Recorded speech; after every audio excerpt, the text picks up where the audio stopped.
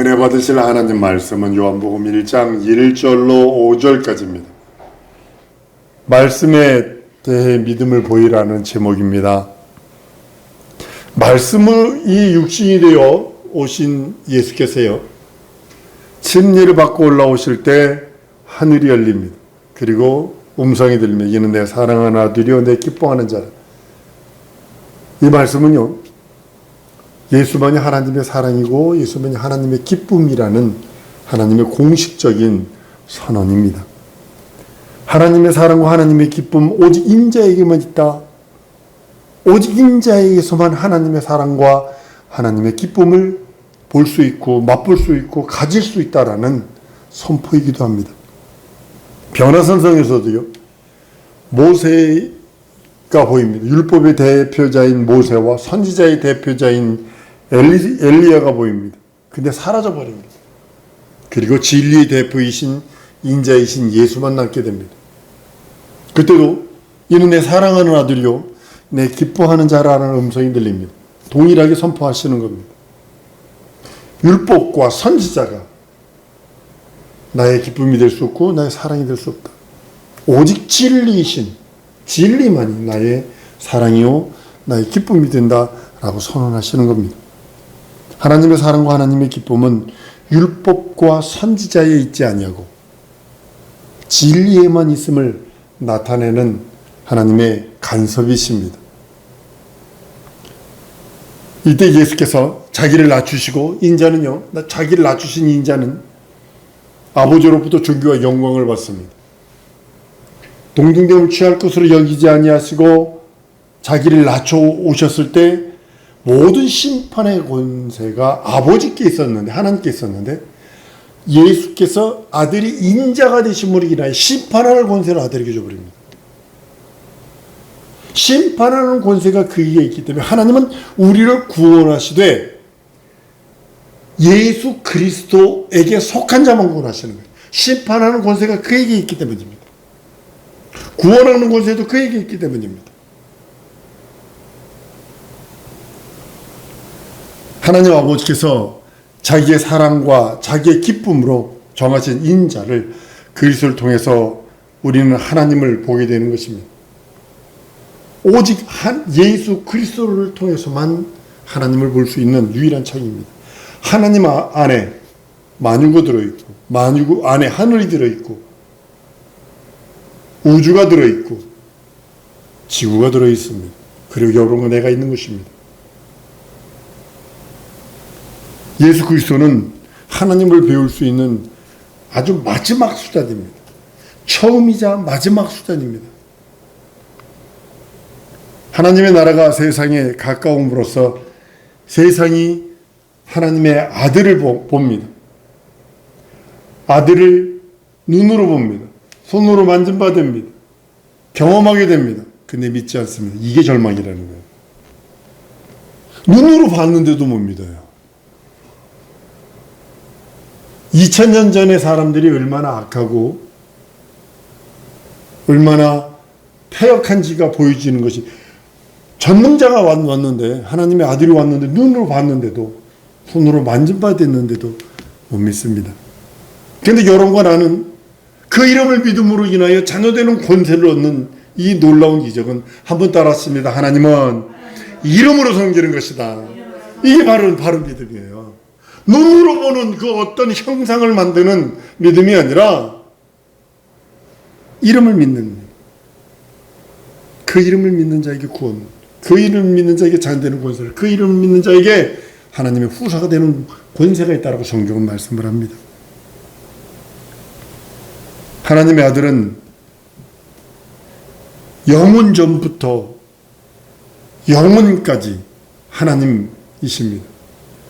예수 그리스도는 영원 전부터 감추신 하나님의 비밀인데요, 말세에 우리들에게 공개하신 하나님의 계시입니다.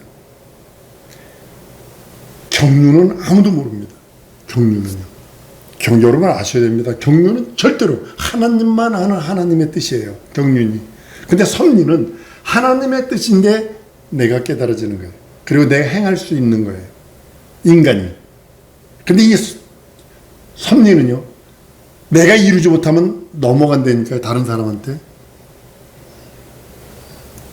예수 그리스도가 영원한 하나님의 비밀인데 말세 우리들에게 공개된 하나님의 계시입니다. 감추었던 것이 비밀인데 그 비밀의 영광이 성도들 가운데 나타남으로 인해서 그 이름을 믿는 자에게 자유되는 권세와 그 이름으로 살 수 있도록, 그 이름으로 영생으로, 그 이름으로 자유해방 탕감을 누리고 그 이름으로 영원한 하나님의 나라를 소유할 수 있겠다라고 성경은 선언하십니다. 2000년 전에 사람들이요, 예수를 유대인의 한 사람, 선지자나 그 한 사람, 사회를 개혁하고 로마의 폭정에 의해서 잡고 있는 이스라엘 민족을 해방시키려고 하는 사회 개혁자나, 잘못되어 있는 그런 것들을 사회의 여러 가지 제도를 바꾸려 하는 자나, 아니면 박애주의자, 오른뺨을 돌려대서 왼뺨까지 돌려대고 오리를 갈아서 심리까지 가고 겉옷을 달래서 속옷까지 주는 자로만 알았지, 그가 하나님의 영광으로, 하나님의 기쁨으로, 하나님의 사랑으로 보지 못했기에, 그러니까 하나님의 영광을 볼 수 없고 하나님의 사랑을 경험할 수가 없어요. 하나님의 그 말씀이 영혼에 들어오지도 않습니다. 하나님의 영원한 영광의 빛을 보지 못하니 전혀 생명을 얻을 길이 없어요. 말씀을 깨닫지도 못합니다. 여러분들이 한번 따로 내가 말씀을 깨달았다는 것은 말씀으로 깨닫는 것이다. 쉽게 말하면 성령으로 말미암아 말씀을 깨닫지 않으면 말씀이 내 안에 들어오지 않습니다. 아, 그거 목사가 늘 하는 소리요, 까만 건 글씨고 성경을 보면서 까만 건 글씨고 하얀 건 종이요 로 넘어가죠. 말씀을 모르니 하나님을 알 리가 없죠. 경험이 안 되죠. 말씀이 육신이 되어 오신 이를 믿음으로, 영원한 하나님의 믿음으로 보는 자는 그에게서 하나님의 비밀이 보이기 시작합니다. 환하게 보이기 시작을 합니다. 말씀이 육신이 되어 오신 그분이 나의 믿음이면 하나님의 비밀이 보입니다. 하늘나라가 보이는 것입니다. 하나님이 그 안에서 비밀을 드러내시기 때문입니다. 다른 것으로 비밀을 드러내시는 것이 아니라 말씀으로 하나님의 비밀을 드러내시는 거예요. 하나님의 말씀으로 비밀을 드러내시기에 말씀이 육신이 되어 오신 이를 믿지 않고서는 결단코 하나님의 말씀을 알 수가 없어요. 내 속에서 그것이 드러나지가 않아요. 말씀은 손바닥 위에 있는 것이 말씀이 아니라 그 말씀이 성령으로 말미암아 내 안에 들어와서 비밀이신 그 비밀이 내 안에서 확실히 말씀으로 성령으로 말미암아 드러나게 되어 있다라고 성경은 말씀하고 있는 것입니다. 육신으로 오신 예수 그리스도는 영원 전부터 감추인 하나님의 영광이 있는 것입니다. 사도들이 예수를 전파했을 때요, 각 사람에게 두 가지랍니다. 권하고 가르쳐요. 권하고 가르칩니다. 그리스도 안에서 완전한 자로 세우기 위함이라 라고 성경은 선언합니다. 고로새 1장 28절에 우리가 그를 전파하여 각 사람을 권하고 모든 지혜로 각 사람을 가르치면 각 사람을 그리스도 안에서 완전한 자로 세우려 합니다. 목사가 여러분들에게 설교를 하고 말씀을 증거 가르치는 이유가 뭐냐면 그리스도 예수 안에서 완전한 자로 세우기 위함이에요. 영광의 비밀을 전하기 위해서 예수 이름을 영접하는 자마다 생명을 얻기 위함이라고 성경은 말씀하고 있는 것입니다. 그 하나님의 영광의 비밀, 예수, 그 이름을 영접하는 자, 하나님의 생명을 얻기 위함입니다. 여러분들이 왜 예수를 믿느냐? 하나님의 생명으로 영생을. 우린 태초부터 계신 이를 눈으로 직접 보고 귀로 듣고 손으로 만진 바 되었다라고 요한일서 1장 1절 2절에 말씀을 합니다. 태초부터 있는 말씀에 관하여는 우리가 들은 바요 눈으로 본 바요 주목하고 우리 손으로 만진 바라. 이 생명이 나타나신 바 된지라. 이 영원한 생명을 우리가 보았고 증거하여 너희에게 전하여놓은 이는 아버지와 함께 계시다가 우리에게 나타나신 바 된 자라 라고 성경은 말씀을 합니다. 이제 남은 것은 무엇이냐면요, 이제 인간이 하나님의 나라를 보아야 합니다. 여러분과 내가 이제 하나님의 나라를 보는 것만 남았습니다. 영혼 속에 은혜와 진리가 임했기에 우리 편에서 하나님과 예수 그리스도에 대해서 감동을 받습니다. 난 평생 소원이 있습니다. 우리 조아는 먼저 돌아가셨습니다. 하신 박 목사님이세요. 돌아가시기 전에 무슨 찬양했는지 아세요? 예수 나를 오라 하네. 그리고 가셨어요. 젊은 나이에 가셨어요.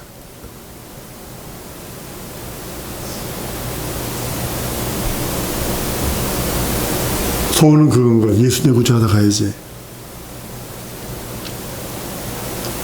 하나님이 우리에게 아들을 주시기까지 긍휼을 베풀어 주셨는데 그 긍휼을 거부하면 안 됩니다. 자비를 거부하면 안 됩니다.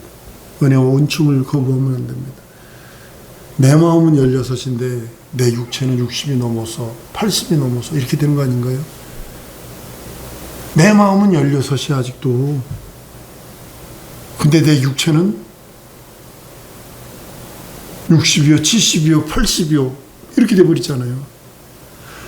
그런 내 마음에서 그리스도의 긍휼을 받는 순간에 우리는 첫째 부활에 대한 소망과 그 나라에 대한 기쁨이 있습니다.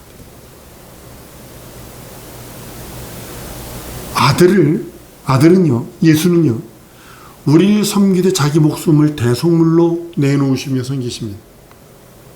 그런데 사람들은 하나님이 제사를 원한다고 생각하기서 그분의 긍휼과 자비를 무시합니다. 뻑적지근하게 한 상 차려놓으면 하나님이 그걸 먹고 즐거워하고 어쩔 줄 몰라 하시는 줄 알고 있어요. 아니요, 하나님은 긍휼과 자비를 원하세요. 예수 이상의 것을 어떤 사람은 보여달라고 그럽니다. 이게 타락이거든요. 유명한 교회 잘못 배운 목사들이 어떻게 했는지 아십니까? 새것 하다가 각한 신비주의에 빠져서 어디까지 갔냐면 중국의 신비주의를 받아들여 버렸어요. 여러분 인터넷 보세요.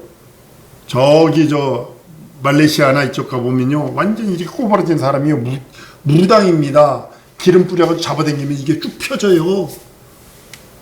옆에 있는 사람 알라 부르고 있고 극한 신비에 빠지는 모습을 봤습니다. 그러니까 예수 이상의 것, 그 어떤 것을 말하는 거예요. 예수는 그러거든요. 요나의 표적에는 내가 보여줄 것이 없어. 예수가 죽는 것밖에는 없다라고 고백한 것입니다. 요나가 물속에 들어갔다가 사흘 만에 살아나오듯 주님이 죽어서 부활한 것 외에는 보여줄 것이 없다라는 그런 고백이기도 합니다. 하나님의 독생자를 보고도 믿지 않으니 어떻게 더 많은 진리, 어떻게 많은 하나님의 나라를 보여줄 수 있겠느냐라고 고백하는 예수의 탄식이기도 합니다. 우리는 예수 외에 다른 걸 구하면 안 됩니다. 예수의 공로 외에 다른 것을 구하면 안 됩니다. 내가 구원받고 거듭나고 하나님의 자녀되어 그 나라의 후사가 된 것은 그리스도의 값없는 은혜의 공로, 그것으로 말미암아 된 거지, 거기에 그 어떤 행위나 무엇이 필요한 것이 아닙니다. 내가 100일 기도를 하고 1000일 기도해서 된 것이 아니라 오직 하나님의 그 은혜와 긍휼과 자비로 말미암아 이루어졌다는 것입니다. 여러분, 독생자의 그 살찌고 피 흘린 공로 이상을 요구하면 안 됩니다. 이게 신비주의요. 이것이 적그리스도입니다. 사람들이 빛을 믿지 않는 이유가 여러분 뭐라고 생각을 하세요? 빛보다 어둠을 더 사랑하기 때문이랍니다. 여러분, 중국집 지금은 뭐 많이 깨끗해졌습니다만 예전에 중국집은 아주 불빛도 침침하게 해놓고 아주 어두컴컴하게 해놨거든요. 왜 그럴까? 왜냐하면 지저분해요. 지금은 뭐 미국 같은 데 보면요, 요리 하는, 한국도 그럽니다만, 식당을 바깥에서 자기 요리 시키면 창문 안에서 식당을 들여다보게 만들어놨어요. 예전에 이상한 거 집어넣는다고 그래가지고 어둠을 사랑하는 자들은 빛이 싫은 이유는 자기의 죄악과 자기의 더러움이 발견돼. 근데 빛에 있던 사람들은요, 어두워지면 그것이 불안해요. 그리고 빛으로 나오는 이유가 뭐냐면 눈이 밝으니까요, 뭐가 묻었는지 확실하게 봅니다. 저도 이 안경 모습이 어떻게 됐는지, 머리가 어떻게 됐는지 멀리서 보면 모릅니다. 예전에 알래스카에 있을 적에 어떤 집사님이 요리를 얼마나 잘하는지 모릅니다. 맛있게 합니다. 근데 그 집 갔다 와가지고는 다시는 먹고 싶잖아. 얼마나 지저분한지. 눈이 나쁘니까 이게 얼마나 지저분한지 몰라.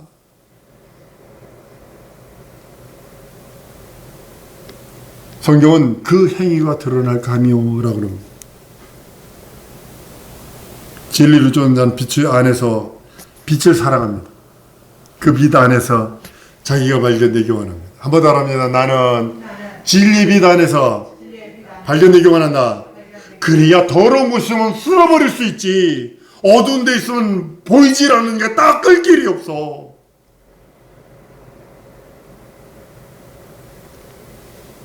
진리를 쫓는 빛에 그 안에 거해서 그 행위가 하나님 안에서 행한 것임을 나타내기 위함이라 라고 성경은 선언합니다. 하나님이 보이지 아니하는 말씀입니다. 그 말씀을 보이는 육신으로 보여주셨어요. 우리 영으로 그분에게 보여드리되 믿음을 보여드려야 합니다. 믿음이 없이는 하나님을 기쁘시게 할 수 없다. 히브리서 11장 6절에 말합니다.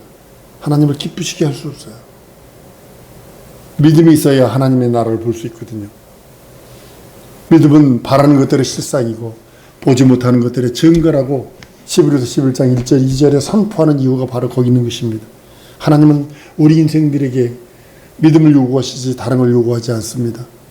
어떤 고행이나 어떤 다른 것들을 요구하는 것이 아니라 오직 믿음, 하나님을 믿는 믿음, 그 믿음만 있으면 구원이요, 하나님을 믿는 믿음, 그것으로 인하여 자녀되는 권세요, 하나님을 믿는 그 믿음으로 인하여 신적 권위가 드러나도록 하나님께서 하나님의 말씀을 받은 자는 신이라 라고까지 선포해 주시는 이유가 바로 거기 있는 것입니다. 믿는 자에겐 또한 따라 하십니다. 능치 못함이 없다. 이거 믿는 자에게만 주실 특권이에요. 근데 거기에 능치 못함이 없다 했는데 원수들이 그 말씀을 흔드는 게 뭐라고 생각을 하세요? 의심. 내가 뭐 할 수 있을까? 내가 뭐 할 수 있을까? 하나님의 말씀은 믿는 자에게 능치 못함이 없다라고 그랬는데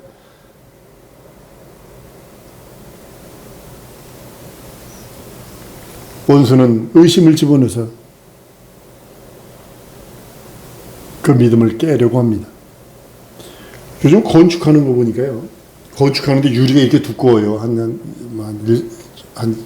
1인치 정도 되는 두꺼운 유리를 갖다가 편편하게 보이니까 그거를 한쪽 구성에다 대고요, 못을 갖다 대고 탁 때리면 전체가 금이 쫙 갑니다. 부서지는 게 아니라 금방 쫙 갑니다. 그걸 또 못으로 갖고 있더라고요. 정신없는데. 마찬가지로 원수가 여러분들의 온전한 믿음, 깨끗한 믿음에 구덩이에다 대고 못을 팍 때리는 게 의심이거든요. 팍 때리는 순간에 쫙 깨져버립니다. 금이 착착착착착 가버립니다.